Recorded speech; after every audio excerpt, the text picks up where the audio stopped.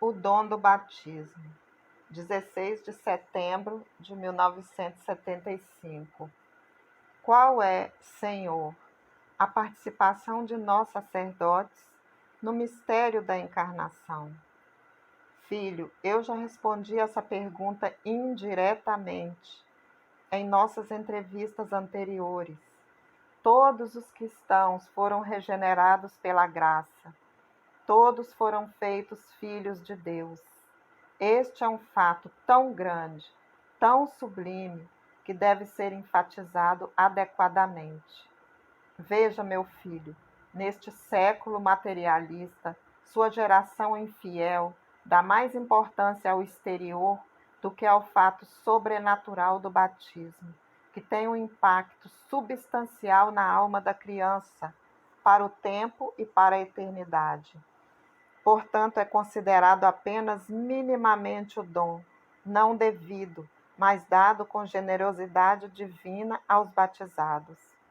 Meus sacerdotes se adaptaram com superficialidade casual a essa estrutura pagã que cerca o batismo. Quero dizer que não houve reação a esse paganismo que, como uma sombra densa, esconde dos olhos dos fiéis o precioso dom de Deus. O costume pagão prevalecente de vida obscurece as mais belas realidades divinas. A graça conferida ao batizado transforma e transfigura a alma de quem recebe este sacramento, possibilitado pelo mistério da encarnação. Portanto, todo batizado participa do mistério da encarnação. Essa participação deve intensificar-se com o desenvolvimento e aumento da minha vida divina, através da necessária colaboração de uma educação cristã por parte dos pais e dos seus. Esta educação deve ter começado desde os primeiros meses. Infelizmente, quase não é mais usado. Nada é visto no filho deste povo pagão fora da natureza humana. Por parte dos meus sacerdotes, faltou a vigilância atenta sobre um ponto central da vida cristã. Todos os cristãos participam do mistério da encarnação, portanto, principalmente do sacerdote.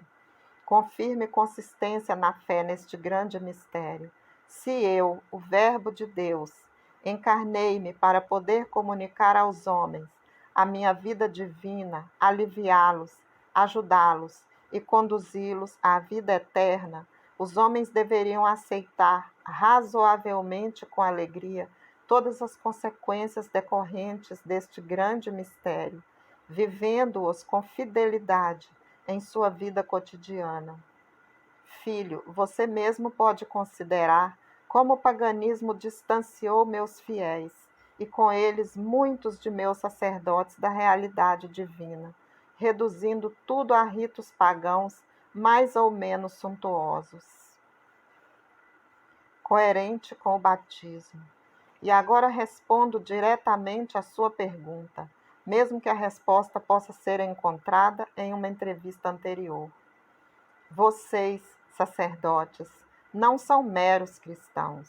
Eu escolhi vocês para serem meus ministros na terra. Eu escolhi você para ser o objeto de minha predileção e meu amor.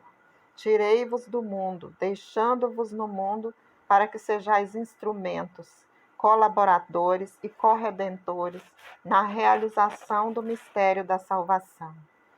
Eu revesti com uma dignidade um poder dos quais você não está totalmente ciente e dos quais você usa muito pouco para a eficácia de seu ministério.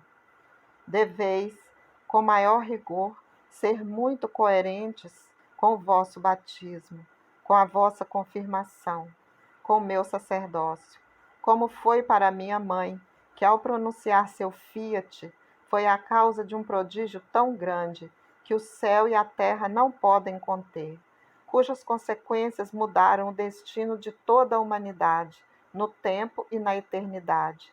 Assim é para vocês, sacerdotes, que pronunciam as palavras da consagração. Você deve acreditar que eu, a palavra de Deus, me faço carne e sangue, alma e divindade em suas mãos.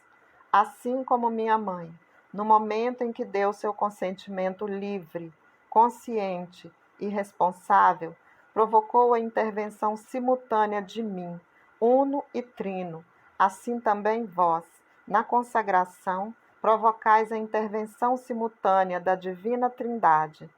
Apresentei também minha mãe e seu Fiat. Acredito firme, apresentai também minha mãe e seu Fiat. Acredito firmemente. Filho, se um sacerdote é permeado e penetrado por esta fé, se um sacerdote acredita firmemente nesta realidade divina, testemunho do amor infinito de Deus, este sacerdote é transformado. Sua vida se torna maravilhosamente frutífera. No mistério da encarnação, que por sua obra Deus renova em suas mãos não consagradas, encontra a fonte inesgotável dos dons do meu coração misericordioso. Nenhum poder adverso poderá resistir a ele, porque eu estou nele e ele em mim. Meu filho, juntos vimos outro aspecto da miséria que esta geração incrédula manifesta. Ama-me, atende-me dia e noite. Retribui-me com o teu amor e com a tua fé a frieza de tantos dos meus ministros, a quem muito amo e a quem quero salvar. Eu te abençoo com você, eu abençoo os entes queridos. Lembre-se de que minha bênção é um guarda-chuva de proteção e um escudo de defesa. Sombras do meu corpo místico. 17 de setembro de 1975. Filhos, todos os membros de um corpo tendem harmoniosamente para um único fim, a preservação e o crescimento do próprio corpo. Assim, em meu corpo místico, todos os membros devem tender razoavelmente ao bem supremo do corpo místico, que é a salvação de todos os membros que o compõem. O fato de esses membros serem livres e inteligentes, capazes de discernir e querer o bem ou o mal, constitui-se mais uma razão pelo qual todos tendem ao bem comum. Este ainda não é o caso. Seduzidos e enganados, muitos membros, quebrando a harmonia do corpo do qual fazem parte, as mentes tenazes perseguem o mal, prejudicando não só a si mesmos, mas a todos os demais membros do corpo. E se esses membros são sacerdotes, eles destroem a coesão harmoniosa com danos incalculáveis para si mesmos e para toda a comunidade cristã. Na minha igreja, todos os sacerdotes devem esforçar-se arduamente pelo bem comum de todas as almas. Para este grande propósito, eles foram chamados, sem exceção. Na minha igreja não há distinção de fins. O fim é um só para todos os membros, de modo muito particular para os meus sacerdotes. Salvar almas, salvar almas, salvar almas. O último padre, o último por assim dizer, porque poderia ser o primeiro, como sacerdote. Como sacerdote cura d'Ars, o último e primeiro. Ele está se referindo ao santo cura d'Ars. Digo que o último sacerdote, que consome sua vida na oferta de si mesmo, no santo sacrifício da missa em comunhão comigo, diante de meu Pai, é ainda maior que muitos dignatários, que isso eles não fazem sempre. Em meu corpo místico há muitos membros terrivelmente doentes de presunção, orgulho, luxúria.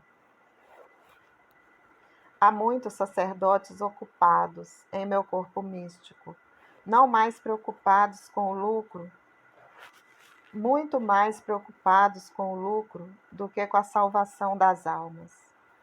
Há muitos sacerdotes que se orgulham do seu saber fazer, isto é, da sua astúcia, Esquecem que muitas vezes, embora nem sempre, a arte de saber fazer é a arte de mentir. Esta é a astúcia ou astúcia de Satanás. Sua linguagem é simples e sincera. Se sim, sim, se não, não. A verdade é caridade. Não são suas palavras. Na minha igreja há padres que pregam a si mesmos, no refinamento da linguagem, na elegância da fala e com uma centena de outros expedientes. Eles tentam prender a atenção dos ouvintes para fazê-los convergir sobre si mesmos.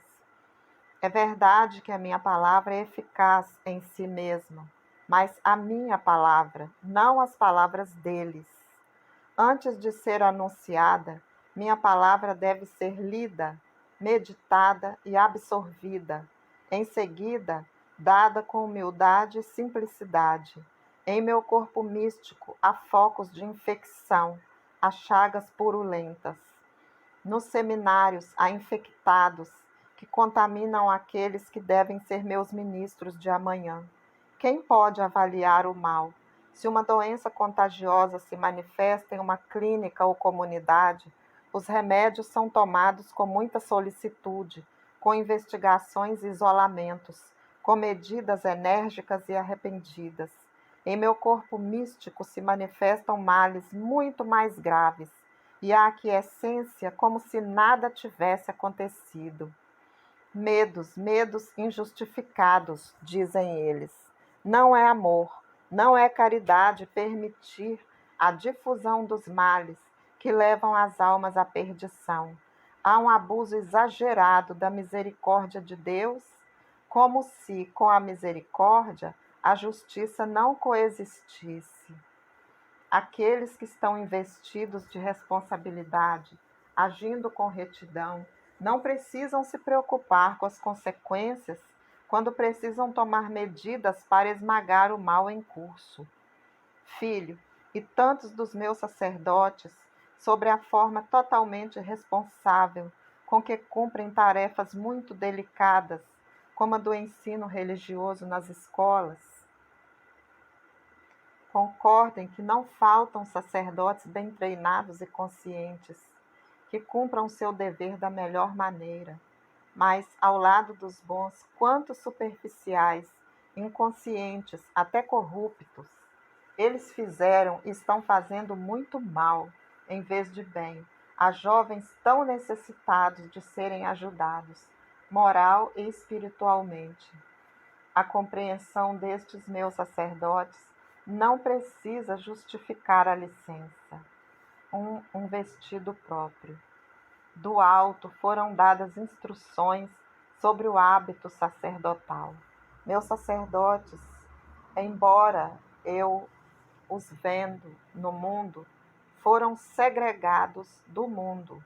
Quero que os meus sacerdotes se distingam dos leigos, não só por um padrão mais perfeito de vida espiritual, mas também exteriormente devem distinguir-se com seu próprio hábito. Quantos escândalos, quantos abusos e quantas mais ocasiões de pecado, e quantos mais pecados.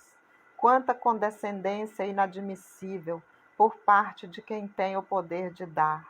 E eles também têm o dever de fazer cumprir suas leis. Por que você não faz isso? Eu sei, os problemas não seriam poucos, mas nunca prometi a ninguém uma vida fácil, confortável, livre de tristezas. Talvez reações contraproducentes sejam temidas. Não, o relaxamento se transforma em maior relaxamento.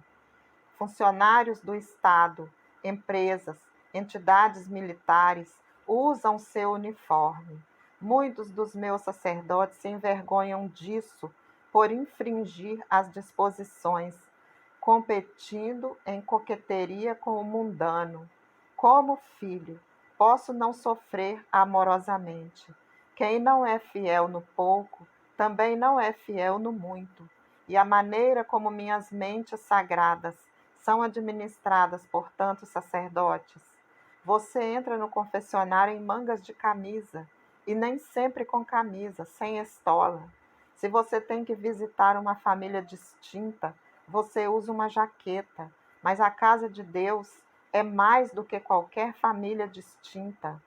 A batina também é prescrita no exercício do ministério, assistência aos doentes, ensino nas escolas, visitas aos hospitais, celebração da Santa Missa, administração dos sacramentos. Quem usa mais a batina? Isso, meu filho, é uma indisciplina que beira a anarquia. E tantos dos meus sacerdotes que não têm tempo para rezar, ocupados como estão em tantas atividades inúteis, mesmo que aparentemente sagradas, atividades inúteis, porque lhes falta a alma, porque lhes falta a minha presença. Onde eu não estou, não há fecundidade espiritual. Mas quantos sacerdotes têm tempo para ir a filmes imorais e pornográficos, sob o pretexto de que devem saber para julgar? Essa justificativa é satânica. Os santos sacerdotes que jamais se permitiram tal imoralidade não saberiam guiar e aconselhar as almas? O dever de obediência. Aqui é onde estamos. Mas há ainda pior. Eu, meu filho, constituí a igreja hierárquica, e não digo que os tempos mudaram e que, portanto, tudo deve ser mudado. Na minha igreja existem alguns pontos fixos que não podem mudar com a mudança dos tempos. O princípio da autoridade, o dever de obediência, nunca pode ser mudado. A forma de exercer a autoridade pode ser alterada, mas a autoridade não pode ser anulada. A paternidade exigida em altos cargos nunca deve ser confundida com fraqueza. A paternidade não exclui, mas exige firmeza.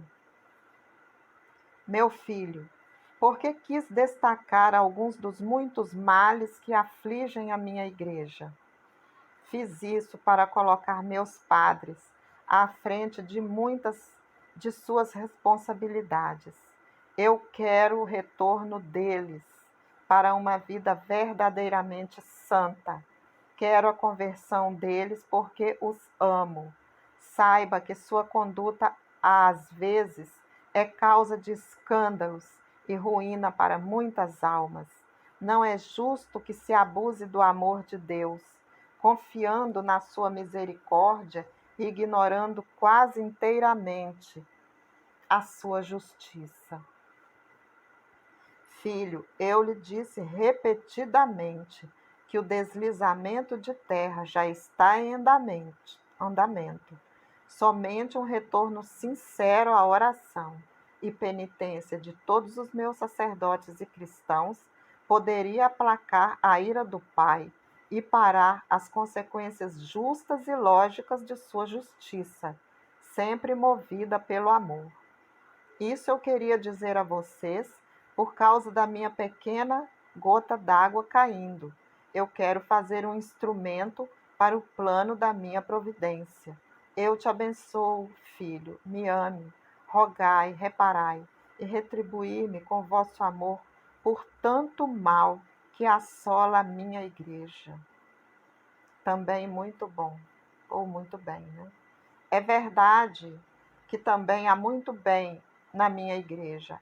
Ai, se não fosse assim. Mas eu não vim pelos justos, eles não precisam disso. Eu vim pelos pecadores, eu quero estes. Estes devem ser salvos. Então, eu coloquei o botão em algumas das muitas feridas e feridas, a causa da perdição das almas. Disse que não se vai para o inferno. Ou o inferno é negado, ou um apelo é feito à misericórdia de Deus, que não pode enviar ninguém para o inferno. Não é por essas heresias e erros que o inferno deixa de existir. Não é por isso que muitos impenitentes, mesmo sacerdotes, evitam o inferno.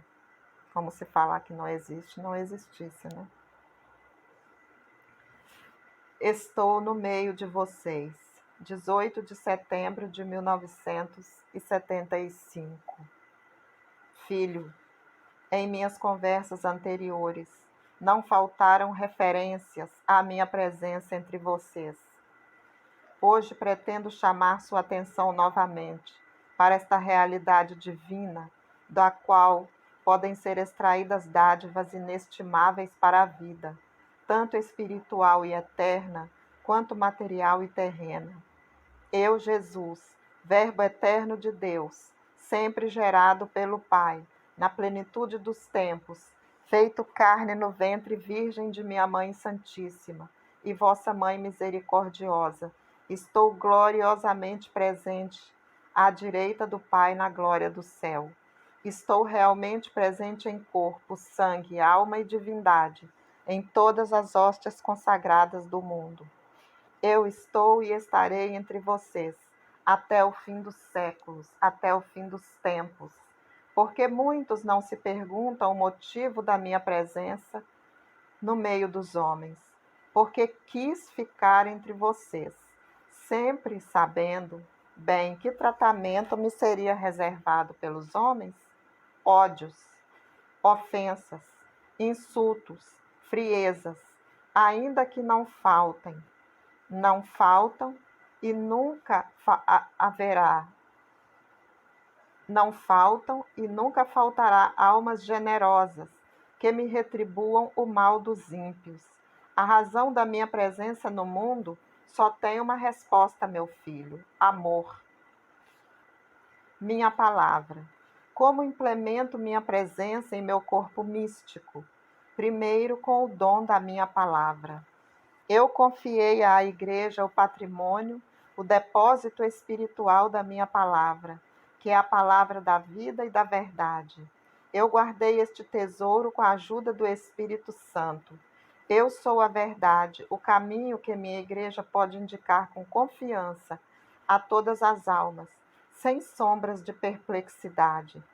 Os ataques contra mim, a palavra de Deus, ao longo dos séculos, têm sido contínuos e ferozes. Hereges, pseudo-mestres e mentirosos incitados incessantemente pelo maligno, fizeram de tudo para apagar da face da terra. Eu, caminho, verdade e vida. Eu, palavra de Deus. Mas em vão. Este século materialista não negligencia nenhum meio, nenhuma tentativa para me destruir. Seitas, partidos ateus, correntes envenenadas de filosofias perversas e demolidoras de todos os valores espirituais mais sublimes, valores da verdadeira civilização. Mas é possível que os homens tenham tão pouca memória que não se lembram mais da trágica história deste século, que é a sua história? O que é extremamente doloroso é que muitos dos meus sacerdotes, em vez de confiarem-se humildemente ao magistério infalível da minha igreja, presumivelmente colocando-se como mestres, entraram em conflito com os inimigos da verdade. Foram responsáveis pela difusão de não poucas heresias com grande dano às almas. Por que tantos dos meus sacerdotes se fazem promotores com Satanás de tanto dano para as almas? O orgulho cega, sim, realmente cega. Meu vigário, estou entre vós, filho, na pessoa do meu vigário. Toda a autoridade lhe foi dada para alimentar os cordeiros e as ovelhas. Quem o ama, me ama. Quem não o ouve, não me ouve. Quem o combate, combate a mim. Quem o despreza, despreza a mim. Ele sobe seu calvário dia a dia, mas muitos não percebem isso. Ele derrama lágrimas por seus filhos, que se tornam lobos vorazes e causam estragos em seu rebanho. Como eu, ele se torna objeto de ridículo, ódio e guerra. Ele está no leme do meu navio nesta hora triste, quando o mar está muito agitado e o revolto surdo das ondas É um presságio de uma tempestade selvagem que se aproxima. Meu filho, é preciso estar perto do meu vigário, do doce Cristo na terra, para apoiá-lo com a oração e com a oferta do próprio sofrimento. Devemos amá-lo e fazê-lo amá-lo. Tudo que lhe é feito para o bem ou para o mal é feito a mim. Ele deve ser defendido das insinuações satânicas tão frequentes de seus inimigos. Estou nele. Estou presente na minha igreja, na sua pessoa. Está falando do Papa Paulo VI, em 1975. Era o Papa Paulo VI. A Eucaristia. Filho, ainda estou presente na minha igreja, no mistério do amor e da fé. Quero dizer, no mistério da Eucaristia. Estou verdadeiramente presente, em corpo, sangue, alma e divindade. Esta minha presença, se acreditada, sentida, vivida, em toda a sublime e maravilhosa realidade divina, por todos os meus sacerdotes, transformar-se em tal fermento de purificação e sobrenaturalização, que só os meus sacerdotes poderiam transformar rapidamente o rosto da Igreja e arrancar do meu coração misericordioso graças e até milagres inesperados.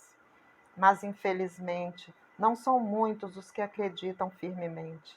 A maioria acredita fracamente, e não faltam aqueles que não acreditam absolutamente na minha presença eucarística. Com razão, meu vigário na terra falou repetidamente de uma crise de fé, causa e origem de inúmeros males. Onde está o sofrimento? Há uma quarta forma de minha presença na terra. Estou verdadeiramente presente em meus santos. Santos são aqueles que vivem minha vida divina. Estou verdadeiramente presente nos meus santos, que perseguem com mais tenacidade as conquistas mais ousadas de todas as virtudes cristãs. Estou realmente presente no sofrimento. Onde há sofrimento, lá estou eu. Estou então presente nas almas vítimas. Nelas encontro minhas complacências, minhas alegrias. Elas me retribuem abundantemente pelas ofensas, insultos, blasfêmias e sacrilégios daqueles que não me amam. Eles formam as delícias de meu Pai. As almas vítimas são aquelas que mitigaram, detiveram a ira de meu Pai pelas muitas iniquidades desta geração perversa, que em vez de saciar sua sede na fonte de água pura da nascente, anseia saciar sua sede nas águas pútridas e lamacentas dos pântanos saturados de miasmas. Meu filho, ame-me somente a mim, com seu amor, com sua fé, com sua oferta. Eu os abençoo e com vocês abençoo as pessoas por quem vocês rezam diariamente.